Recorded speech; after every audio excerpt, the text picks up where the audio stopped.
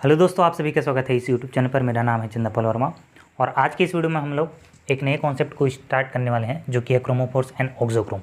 ठीक है, ये जो वीडियो है वो यूवी विजिबल स्पेक्ट्रोस्कोपी का ये थर्ड लेक्चर है।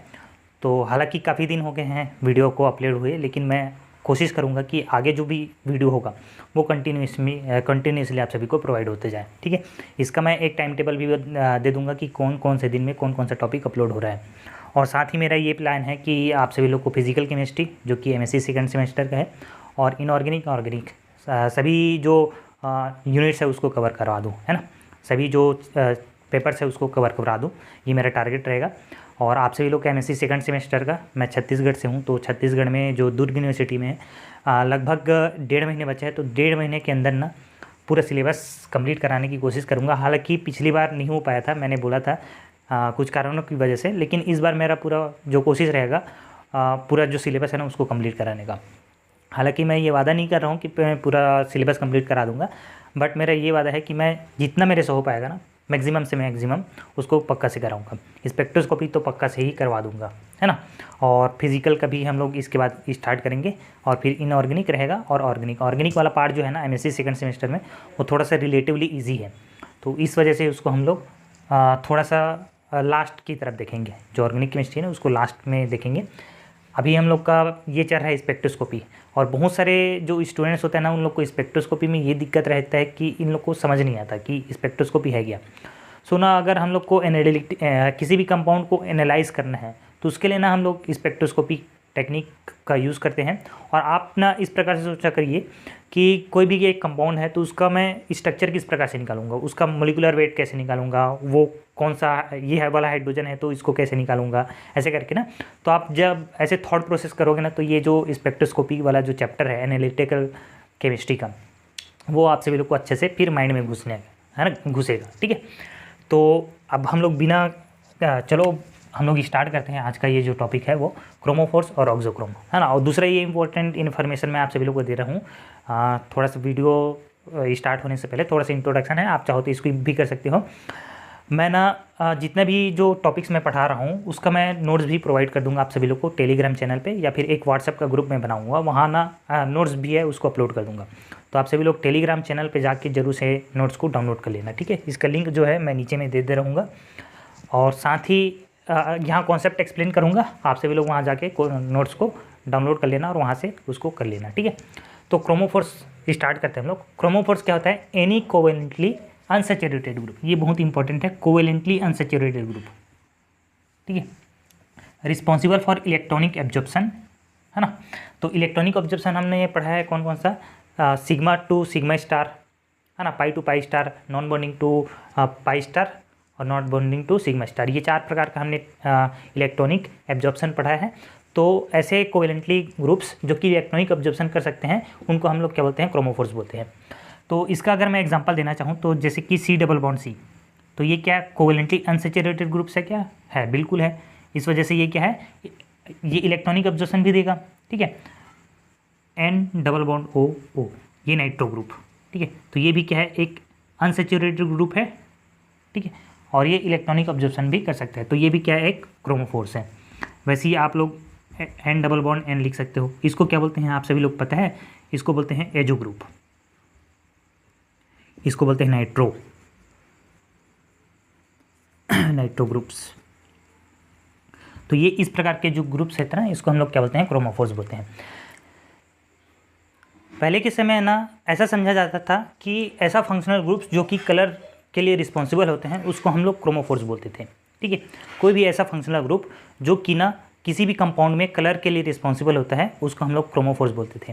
क्रोमो का मतलब क्या होता है? कलर होता है, और फोर्स का मतलब होता है बियरिंग, है ना। तो कलर बियरिंग कंपाउंड्स को हम लोग क्रोमोफोर्स बोलते थे। लेकिन जैसे जैसे मॉडर्न डेफिनेशन आया इसका, अगर हम लोग इसका मॉडर्न डेफिनेशन देखेंगे तो मॉडर्न डेफिनेशन में ऐसे आइसोलेटेड फंक्शनल ग्रुप्स जो कि N टू पाई स्टार और पाई से पाई टू पाई स्टार ट्रांजिशन कर सकते हैं, तो ऐसे ग्रुप्स को हम लोग क्या बोलते हैं? क्रोमोफोर्स बोलते हैं। ठीक है, तो इसका मॉडर्न डेफिनेशन भी हम लोग देख लेते हैं।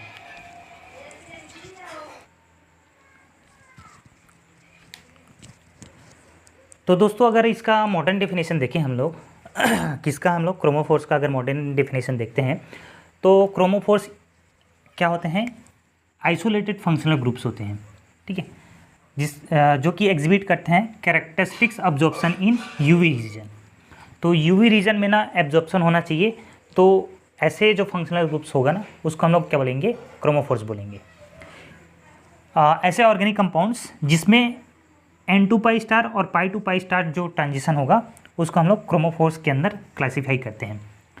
जैसे कि मैंने आप सभी लोग को जो सबसे पहला डेफिनेशन बताया था उसमें ये बताया था कि कोई भी एक ऐसा अनसेचुरेटेड फंक्शनल ग्रुप्स, ठीक है, जैसे कि मैंने एग्जांपल दिया था N डबल बॉन्ड O, ठीक है। तो अगर इस ग्रुप को देखोगे ना तो इसमें क्या प्रेजेंट है, ये नॉन बॉन्डिंग इलेक्ट्रॉन प्रेजेंट होता है जो कि है लोन पेयर, है ना, ऐसे लोन पेयर प्रेजेंट होता है, ये लोन पेयर है और इसके पास क्या है, डबल बॉन्ड भी है। तो हमारे पास जो ट्रांजिशन होता है आप सभी लोग जानते हो, सिग्मा बॉन्ड, हमारे पास जो बॉन्ड होता है वो क्या होता है, सिग्मा, ठीक है। सिग्मा के बाद क्या होता है, पाई, फिर नॉन बॉन्डिंग और फिर अपने पास होता है पाई स्टार और होता है सिग्मा स्टार। तो मुझे आप सभी ये बताइए कि इसमें कौन कौन सा ट्रांजिशन पॉसिबल है। क्या ये सिग्मा टू सिग्मा स्टार वाला ट्रांजिशन पॉसिबल है क्या? सिग्मा टू सिग्मा स्टार वाला जो ट्रांजिशन है ऐसे ग्रुप्स में होता है जिसमें केवल सिंगल बॉन्ड हो, तो यहाँ पर तो डबल बॉन्ड होंगे है ना। तो ये वाला जो ट्रांजिशन है सिग्मा टू सिग्मा स्टार वाला ये नहीं होता। पाई टू पाई स्टार वाला, पाई टू पाई स्टार वाला हो सकता है क्योंकि यहाँ पर देखो ये डबल बॉन्ड है, डबल बॉन्ड यानी कि पाई बॉन्ड है, तो पाई बॉन्ड है तो पाई टू पाई ट्रांजिशन हो सकता है। तो अगर मैं क्रोमोफोर्स में अगर ट्रांजिशन देखूँ कि कौन कौन सा टाइप का ट्रांजिशन हो सकता है, तो एक तो पाई से पाई स्टार वाला ट्रांजिशन है। दूसरा ट्रांजिशन हो सकता है non bonding to pi star. Non bonding to pi star यानी कि देखो ये जो इलेक्ट्रॉन है लोन पेयर है वो बॉन्ड बनाने में पार्टिसिपेट नहीं कर रहे, तो इन लोग को बोलते हैं नॉन बॉन्डिंग इलेक्ट्रॉन्स। तो ये non bonding electrons pi star में ट्रांजिशन करा रहे हैं, तो इस प्रकार का जो ट्रांजिशन है उसको non bonding to pi star transition बोलते हैं, non bonding to pi star transition. तो अगर हम लोग ऐसे ऑर्गेनिक कंपाउंड्स जिसमें non bonding to pi star और pi star to pi star transition होते हैं उसको हम लोग क्रोमोफोर्स बोलते हैं। तो ये हो गया हम लोग का मॉडर्न डेफिनेशन। और उसमें आप सभी लोग एक एग्जांपल दे सकते हो, जो मैंने क्रोमोफोर्स का डेफिनेशन लिखवाया था ना प्रीवियसली, तो उसमें आप वो बता सकते हो कि जो एजो ग्रुप्स होते हैं, एजो बेंजीन होते हैं, एजो बेंजीन यानी कि इसको बोलते हैं N डबल बॉन्ड N रहता है ना, तो इसको हम लोग बोलते हैं एजो, है ना, इसको हम लोग बोलते हैं एजो। और उसमें बेंजीन लग गया यानी कि इधर एक बेंजीन और इधर एक बेंजीन, तो इसको हम लोग बोलते हैं एजो बेंजीन। तो एजो बेंजीन जो होता है ना वो कलर्ड होता है, और कलर किसकी वजह से होता है, इस क्रोमोफोर्स की वजह से, इस क्रोमोफोर जो ग्रुप्स है ना उसकी वजह से। यहाँ पर जो क्रोमोफोर ग्रुप है वो कौन सा है, एजो ग्रुप है ना। तो ये क्या है, कोवेलेंटली अनसैचुरेटेड ग्रुप्स होते हैं जो कि इलेक्ट्रॉनिक अब्जॉर्प्शन करते हैं। इलेक्ट्रॉनिक अब्जॉर्प्शन में कौन कौन सा, पाई टू पाई स्टार हो सकता है और non bonding to pi star हो सकता है। तो ये दो प्रकार का इलेक्ट्रॉनिक अब्जॉर्प्शन क्रोमोफोर्स शो करता है। तो आप सभी लोग इसको जरूर से नोट कर लीजिएगा।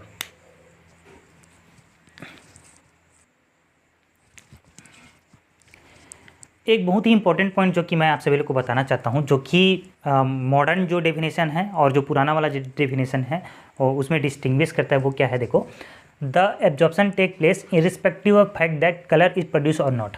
पहले के डेफिनेशन में ये था कि जो ऐसे फंक्शनल ग्रुप जो कि कलर प्रोड्यूस करते हैं उसको हम लोग क्रोमोफोर्स बोलते थे।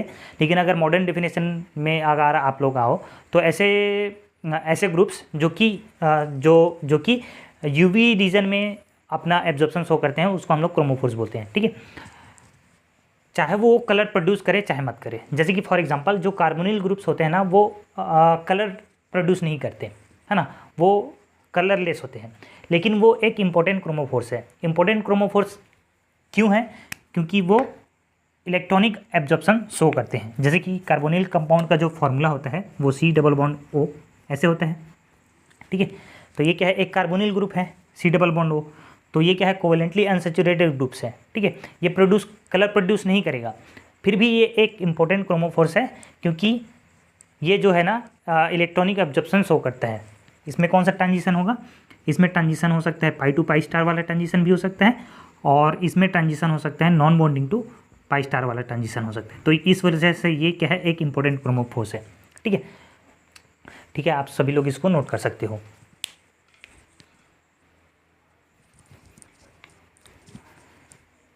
तो चलो दोस्तों, अब हम लोग ऑक्सोक्रोम के बारे में पढ़ते हैं।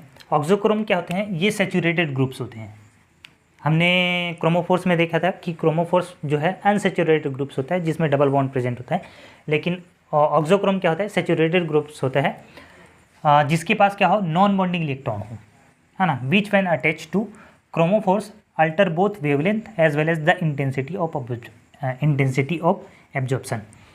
तो जैसे कि आप सभी लोग जानते हो कि जो क्रोमोफोर्स होते हैं, ठीक है, क्रोमोफोर्स क्या करते हैं, आप सभी ट्रांजिशन कर सकते हैं। ट्रांजिशन करने से जो एक आप सभी लोग को वेवलेंथ मिलता है ना, कि एक पर्टिकुलर जो वेवलेंथ है उसको ही एब्जॉर्ब करेगा, तो वो जो एब्जॉर्ब कर रहा है उस वेवलेंथ को क्या कर सकता है, ये अल्टर कर सकता है ऑक्सोक्रोम, ठीक है। किस प्रकार से क्या अल्टर करेगा उसको हम लोग थोड़ा देर बाद देखेंगे। इसके बाद हम लोग सेकंड पॉइंट पढ़ लेते हैं। Auxochrome is colour enhancing group, है ना, क्या होते हैं ऑक्सोक्रोम, कलर इनहेंसिंग ग्रुप्स होते हैं। ये क्या करते हैं, कलर को डिपेंड्स कर देते हैं क्रोमोजन का। ये क्रोमोजन्स क्या होता है, मैं आप सभी लोग को थोड़ा देर पहले मैंने बताया था।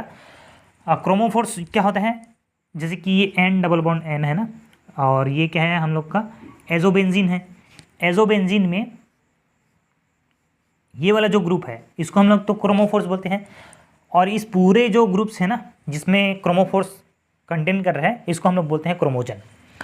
तो ये क्या करता है, क्रोमोफोर्स कलर प्रोड्यूस करने के लिए रिस्पॉन्सिबल होता है, लेकिन जो ऑक्सोक्रोम अगर इसके पास लग जाए ना तो वो इसको क्या कर देता है, डिपेंस कर देता है इसके कलर को। जैसे कि इसका जो कलर होता है वो ऑरेंज होता है, और इसके ऑरेंज इसका जो कलर होता है वो येलो होता है। जब इस पर हम लोग क्रोमोजोन लगा देंगे, सॉरी ऑक्सोक्रोम लगा देंगे ना, तो इसका जो कलर है येलो से थोड़ा सा ऑरेंज हो जाएगा, मतलब थोड़ा गहरा कर देता है इसके कलर को, कौन, ऑक्सोक्रोम, ठीक है। But can not impart colour to a compound. और जो ऑक्सोक्रोम है ना, अगर कोई किसी ग्रुप में किसी कंपाउंड में ऑक्सोक्रोम लगा है तो वो खुद कलर इम्पार्ट नहीं करेगा, है ना, कि वो अपना खुद कलर नहीं दे सकता, लेकिन वो क्या करता है, जो क्रोमोफोर्स होता है ना उसका कलर को इन्हेंस कर देता है, उसका जो कलर रहता है ना उसको थोड़ा सा और डिपेंड कर देता है, ठीक है, इसको नोट कर लो।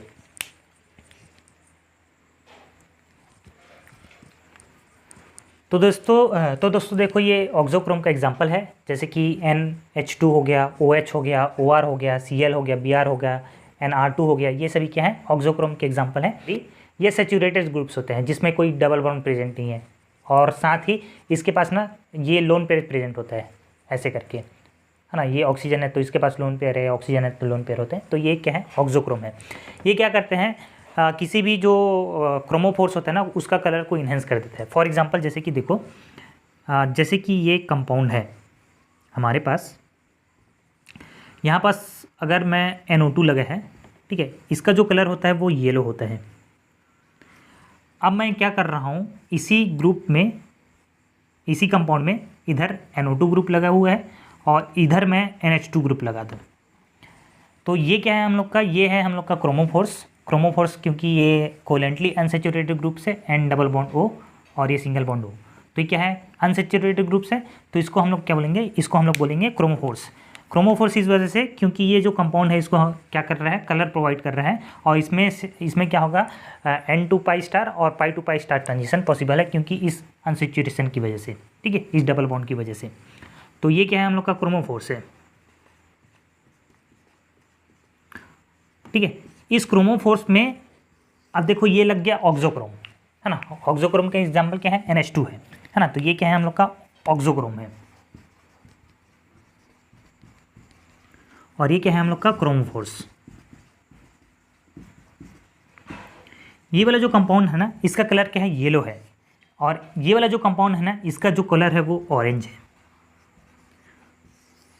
तो आप सभी लोग ये ऑब्जर्व कर पा रहे हो कि जब हम लोग किसी भी क्रोमोफोर्स में ऑक्सोक्रोम लगा दें तो क्या करता है, ऑक्सोक्रोम का काम क्या होता है, इस पूरे जो ग्रुप्स है ना उसका कलर, जो क्रोमोफोर्स है ना उसका जो कलर है उसको इन्हेंस कर दिया, येलो से इसको क्या कर दिया, ऑरेंज कर दिया, तो इसका जो कलर है वो ना थोड़ा सा गाढ़ा कर दिया इसने, है ना। तो ये काम होता है किसका, ऑक्सोक्रोम का।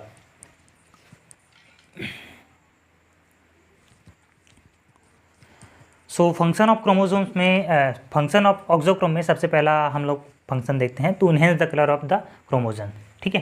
क्रोमोजन क्या होता है, क्रोमोजन मैंने आप सभी लोग को बताया है, ये क्या है हम लोग का ये क्या है हम लोग का क्रोमोफोर्स, और क्रोमोफोर्स का जो पूरा ग्रुप्स होता है ना इसको हम लोग क्या बोलते हैं, क्रोमोजन। तो क्रोमोजन्स का जो कलर है उसको इन्हेंस कर देता है कौन, अपना ये ऑक्सोक्रोम, ठीक है। चलो देखो, तो जैसे कि एग्जांपल के लिए देख सकते हो ये बेंजीन है। बेंजीन में कोई भी अपने पास कोई भी क्या नहीं है, अपने पास इसमें कोई भी क्रोमोफोर्स नहीं है, ठीक है, नो क्रोमोफोर्स, है ना। कोई भी ऐसा ग्रुप नहीं है, अनसेचुरेटेड ग्रुप नहीं है, जैसे कि NO2 हो गया ना, और तो ऐसा कोई ग्रुप नहीं है। इस वजह से बेंजीन क्या होता है, कलरलेस होता है, ठीक है। उसके बाद अगर हम लोग नाइट्रोबेंजीन दिखें तो नाइट्रोबेंजीन में जो NO2 ग्रुप है ये क्या है हम लोग का, ये हम लोग का क्रोमोफोर्स है, जिसकी वजह से इसमें क्या हो गया, इसका जो कलर है वो कैसा है, पेल येलो है। अब इस क्रोमोफोर्स में एक और ग्रुप हमने जोड़ दिया जो कि है हम लोग का ऑक्सोक्रोम। तो ऑक्सोक्रोम के जोड़ने से इसका जो कलर है, पहले पेल येलो था, अभी क्या हो गया, ऑरेंज हो गया। इसके कलर को क्या कर दिया, इन्हेंस कर दिया।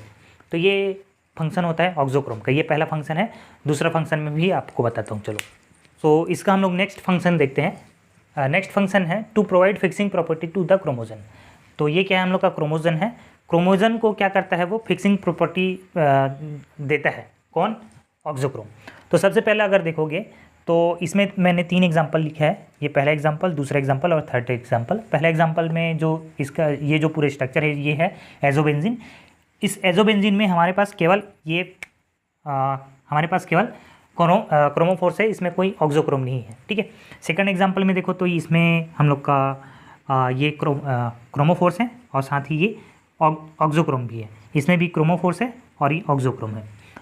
तो अगर पहला एग्जाम्पल देखोगे जो कि एजोबेंजीन है, ये एक डाई नहीं है। डाई का मतलब आप सभी लोग जानते हो, जैसे कि बालों में जो कलर लगाते हैं ना, तो उसको हम लोग डाई बोलते हैं। तो ये एक कोई डाई नहीं है, ये चिपकता नहीं है। जैसे कि मैं अपने बाल को काला कलर करवाने वाला हूँ या फिर लाल कलर करवाने वाला हूँ, तो ये ना मेरे बाल के साथ चिपकेगा नहीं, जिसकी वजह से ये जो मेरा बाल है वो लाल नहीं होगा। तो ये फिक्स नहीं हो रहा है, मेरे बालों में फिक्स नहीं हो रहा है। लेकिन जैसे ही हम लोग ने NH2 ग्रुप लगा दिया, ठीक है, NH2 ग्रुप क्या है हम लोग का, ये ऑक्सोक्रोम है। तो ये क्या करते हैं, NH2 ग्रुप जो है ना वो जैसे कि जिस भी चीज़ के साथ हम लोग उसको फिक्स करवाना चाह रहे हैं उसके साथ बॉन्ड बना लेते हैं, जिसकी वजह से ये जो ग्रुप है ना वहाँ पास फिक्स हो जाता है। तो जैसे कि अगर ये कोई एक डाई है, ठीक है, ये क्या है, क्योंकि ये सरफेस के साथ चिपक जाता है, इस वजह से इसको हम लोग डाई के रूप में इस्तेमाल कर सकते हैं, ठीक है। ये चिपकते ही नहीं है तो इसको हम लोग डाई के रूप में कैसे इस्तेमाल कर लेंगे, है ना। जैसे कि ये लाल कलर का होगा, है ना, एग्जाम्पल के ले रहा हूँ, है ना। जैसे कि ये लाल कलर का होगा एजोबेंजीन, हालांकि होता नहीं है, एक एग्जाम्पल के लिए हम लोग कंसिडर कर लेते हैं कि अगर ये लाल कलर का है तो मेरे बाल को लाल करना चाहिए। लाल होने के लिए इसको मेरे बाल के साथ चिपकना ज़रूरी है, तो ही ये डाई कहलाएगा। लेकिन ये मेरे बाल के साथ चिपक ही नहीं रहा है तो ये डाई नहीं कहलाएगा, ठीक है। तो इस वजह से ये डाई नहीं है। लेकिन अगर मैं इस कंपाउंड को लूँ, ये लाल कलर का है और ये मेरे बाल के साथ भी चिपक रहा है। चिपक कैसे रहा है, क्योंकि ये जो ऑक्सोक्रोम है ना, ऑक्सोक्रोम मेरे बाल के साथ ये बॉन्ड बनाने में हेल्प करेगा। बॉन्ड बनाएगा तो ये पूरा जो ग्रुप है वो चिपक जाएगा मेरे बालों के साथ, तो मेरे बालों को कलर करेगा। इस वजह से ये डाई है ऐसे करके, है ना। तो ये इस प्रकार से आप लोग इसको नोट कर सकते हो। सेम उसी प्रकार से जो OH ग्रुप है, OH ग्रुप क्या है, जिस भी चीज़ के साथ हम लोग उसको डाई कर रहे हैं उसके साथ वो क्या कर ले रहा है, ये बॉन्ड बना रहे हैं, जिसकी वजह से ये फिक्सिंग प्रॉपर्टी प्रोवाइड कर रहा है। किसको, क्रोमोजन को। क्रोमोजन क्या होता है, ऐसा ग्रुप जिसमें क्रोमोफोर्स होता है, उसको हम लोग क्या बोलते हैं, क्रोमोजन्स बोलते हैं। आई होप आप सभी लोग को ये वीडियो समझ आया है। अगर आप सभी लोग को ये जो कॉन्सेप्ट अगर समझ आया तो इस वीडियो को जरूर से लाइक कर देना। कुछ जो टॉपिक्स है वो छूट गया है, हालांकि आप सभी लोग जब उसको नोट्स के जरिए पढ़ोगे ना तो आप सभी लोग को समझ आ जाएगा, उतना ज़्यादा डिफिकल्ट नहीं रहेगा, ठीक है। आज के लिए बस हम लोग इतना ही करते हैं, धन्यवाद।